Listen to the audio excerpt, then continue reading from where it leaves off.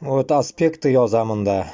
Вот, ну как можно мимо пройти, да? Мына шундай култак башлардан мына. Предприниматель, чё ему нахуй? Күтін кысып яшарга не этот не сбылось. Акчасы дохуяма, пидорас, блядь. Ярдәм бир, блядь, нахуй мискенләргә. Башкортстанда, блядь, нахуй. Боеп ширеп ятасың, блядь. Хәзер инде, блядь, чтобы не сесть в обезьянник, нахуй, сугышка китә икән, вот ташагасы. Позор, блядь, татарам. Позор татарам Башкортостана. И башкортларга да нахуй касается бу мына шундый хуитационная система. Аңладыгыз? Вот этой хуйней не надо заниматься, нахуй. Кеше бәргәләргә, әллә нәрсә эшләргә, блядь, нахуй.